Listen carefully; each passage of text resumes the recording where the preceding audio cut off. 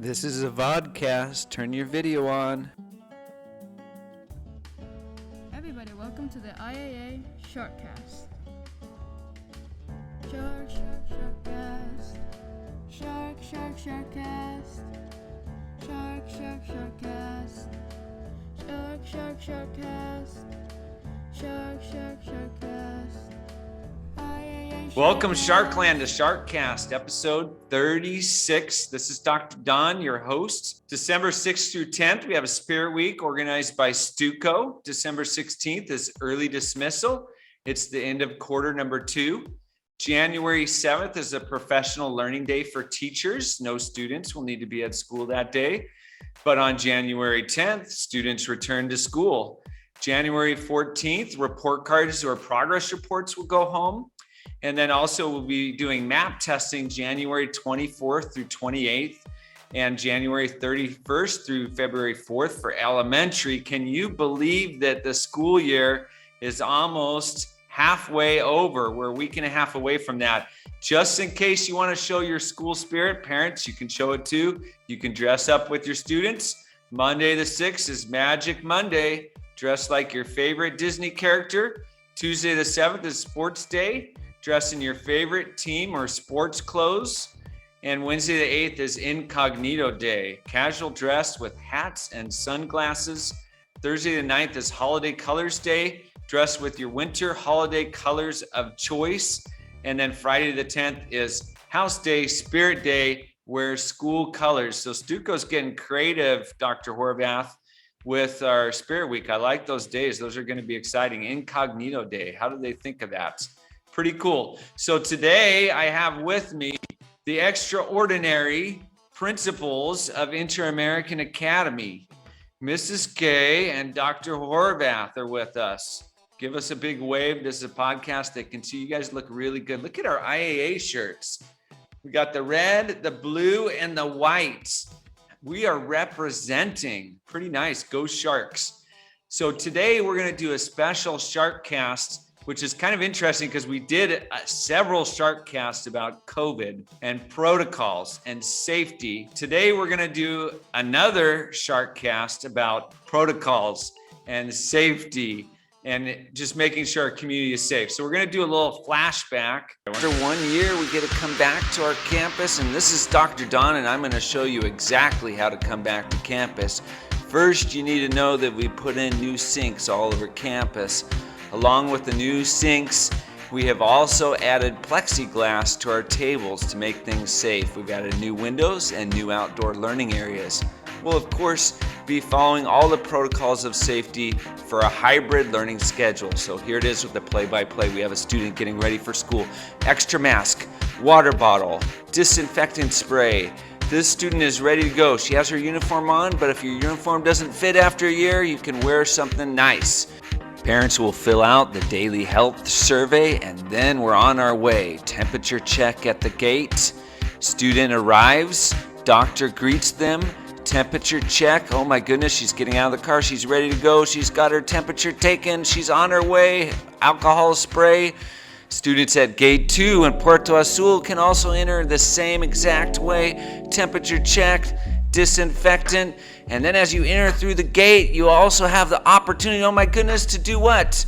Automatic hand sanitizer, social distancing between students. Our students are working in the outdoor playing area while our staff is cleaning tables and chairs between classes and throughout the day. Ready to go. Walking like sharks. The shark walk demonstrated by our preschool students to social distance. Look at those sharks go.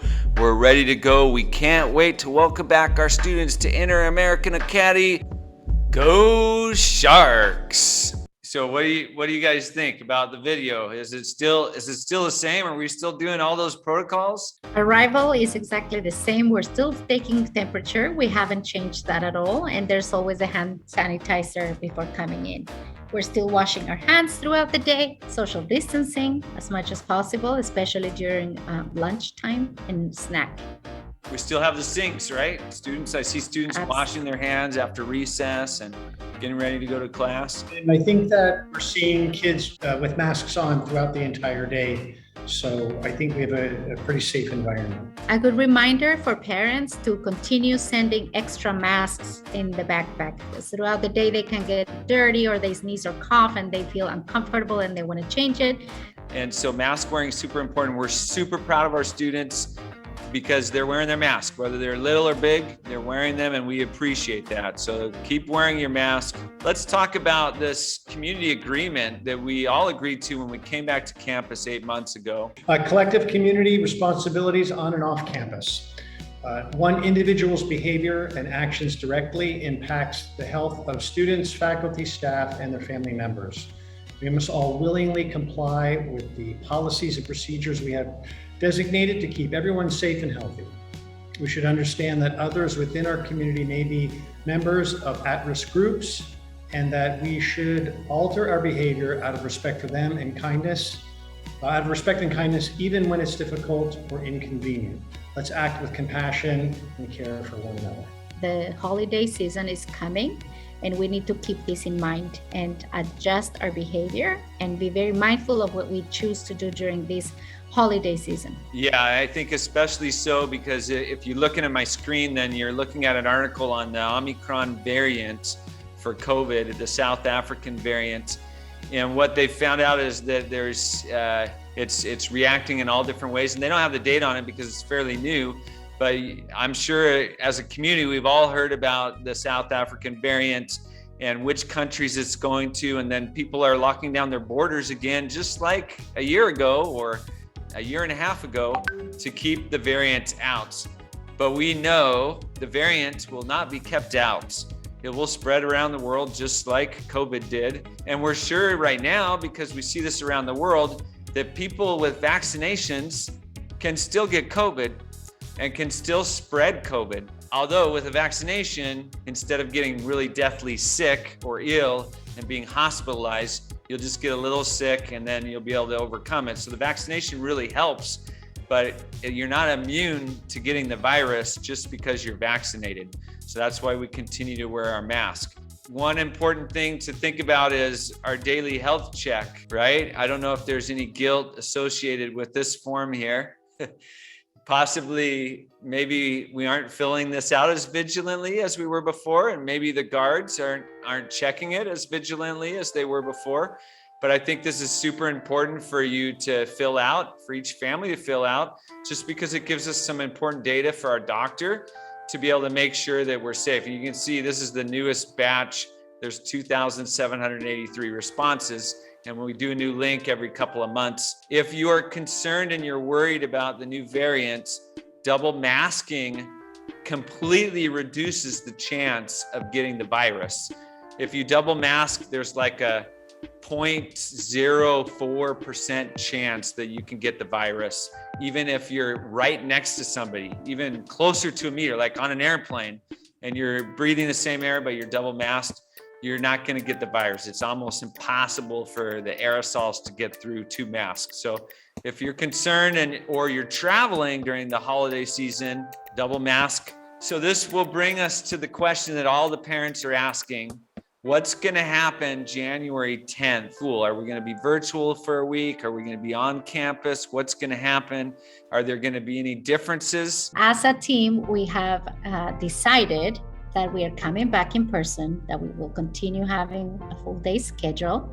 However, it is very important for all of us to agree that things can change depending on how the virus develops. We all need to be very vigilant and very mindful. We're going to be using a double mask. We're going to be completing the daily health form. There's going to be more hand washing throughout the day. Coming back from the break, we are not going to mix in elementary school. 4th, 5th, and 6th, who were already mixing for playtime, will not mix. But I would add to Veronica and just say that I think IAA has done a tremendous job of protecting children, and I don't think there's a safer place for kids during the day than on campus.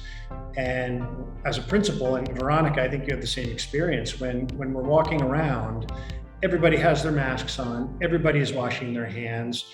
The safety that the kids and teachers exhibit is really unbelievable. And I think that's why we've had no cases since the 3rd day of school on campus. And if we're careful, in the weeks when we return. And I think it's going to require vigilance. I think that we can continue with the success we've had so far. Okay, so lunch will continue for secondary in exactly the same way it has in the past, where kids can enter the cafeteria to pick up their meal. They are expected to depart. The cafeteria seating will be closed for all secondary, and the expectation is that kids will be eating outside starting January 10th, or in a place like the outdoor classroom, or a place where there's plenty of open air and students can distance themselves safely.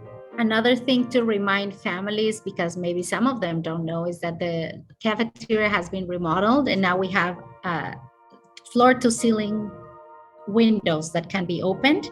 And also we have new fans to ventilate the cafeteria properly. So even if students are coming in to collect their food, the cafeteria is well ventilated. Every day our students can have a personal picnic. You can spread their blanket out on the grass, get their meal out, eat a delicious meal, buen provecho, by themselves. So because that's really the riskiest time, right? When a student has to take their mask off is when they're eating their snack or their lunch.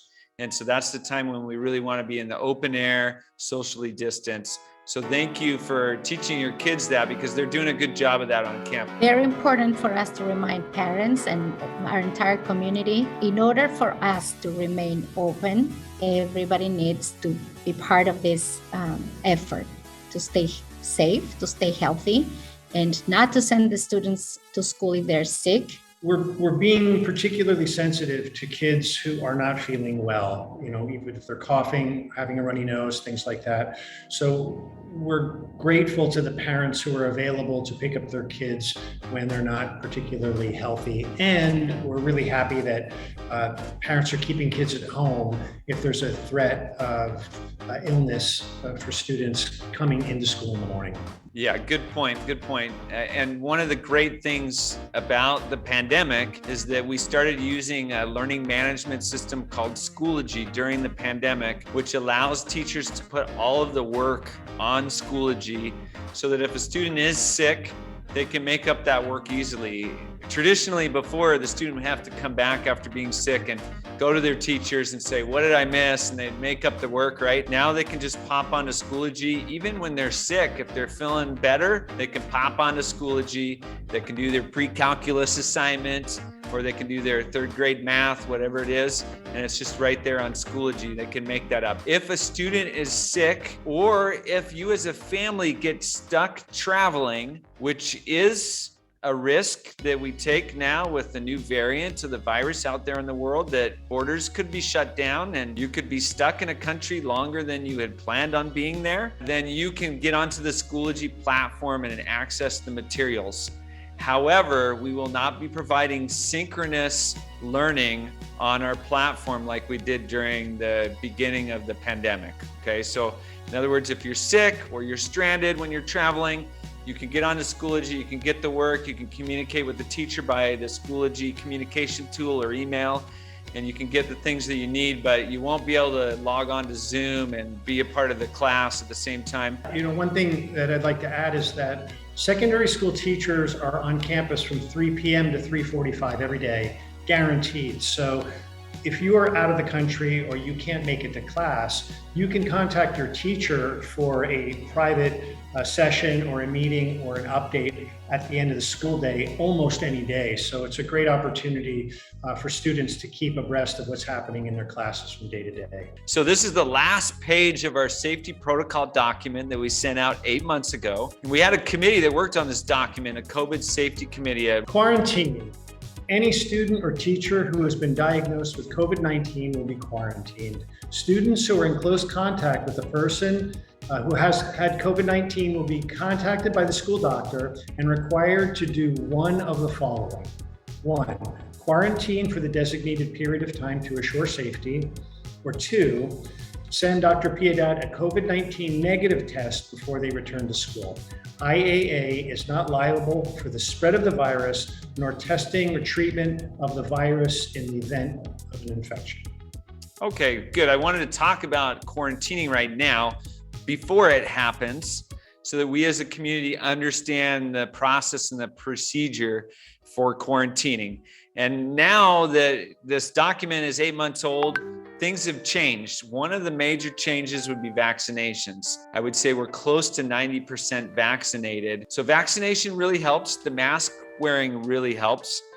If we have a case of COVID, let's say January 10th, January 11th, a student comes to school, they present symptoms later on in the afternoon, they go home, they get a test, they're positive for COVID, they're in a certain grade level, then the procedure goes into place immediately. When the doctor finds out, then we would first of all look at where were those students during the day and which teachers were they with, when were they together, who ate lunch closer together than the others, okay?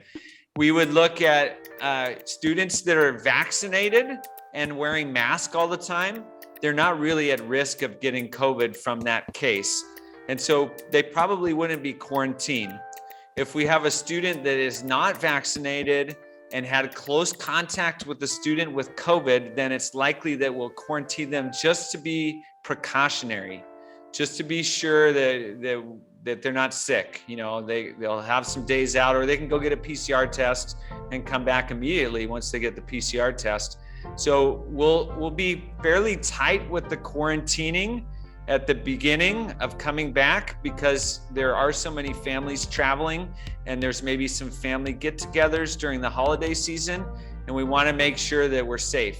So one recommendation would be come back before January 10th or 9th so that you have some days at home to rest and relax, to recuperate from your travels, and to make sure that there's no symptoms in your family. Okay, come back a few days ahead of time. Now, I know some of you have plane tickets already and you might not have that choice. That's okay. You're going to take precautions. Mrs. K, I think you're one of those people, correct? I already have plans to go to Mexico, so I will be traveling. However, it is very important for me to share with you that I usually go to the mountains. So as soon as I land at the airport, I take one of the cars and I go to the mountains and I stay up there. So my family members, my immediate family members, not my own family, but my brothers and sisters, they come and visit me there. So I avoid the city, I avoid malls at all costs. I definitely avoid dining indoors. So I stay up in the mountains. I usually do that, and this year is no different. I'm gonna stay up there and away from people. So it's I'm ensuring that I'm not exposed to a great number of people. I'm staying safe. I am staying in within a very small circle. When I travel, I know that I'm exposing myself, and I want to be safe for my community, my IAA community. So I am going to ensure that I am washing my hands frequently, traveling with a face shield and with double masking with 2 masks. Very good. So no karaoke parties for you, Mrs. K? I am going to stay safe. Although, we're all at risk, so you never know. Last time when I got sick, everybody was saying, how could you get sick if you were taking all of the precautions? So you never know, but we're going to try to stay safe. At least I know that I am going to do my part by avoiding large gatherings and staying out of the way from malls and public places. Sure. No, thank you for mentioning that too, because sometimes we talk about the hygienic safety, but in reality, we need to talk about our own personal mental safety also. And so it's important as a community, we read that statement earlier, that we're positive and supportive of each other. So we never point the finger. People get COVID that take every precaution, like Mrs. K, who is wrapped up like a mummy on the airplane and face shields and double masking. She can still get COVID. Any of us can still get COVID, and it's not our fault. It happens. It's a reality. It's a pandemic. And so let's not point fingers. Let's not judge. Another thing, if we have a case of COVID on campus, we will communicate with you as a family to let you know there was a case in your child's classroom or in this grade level or whatever the case might be, but we will never tell you who the case is. Okay, we won't do that because that's not right. That's not respect and dignity.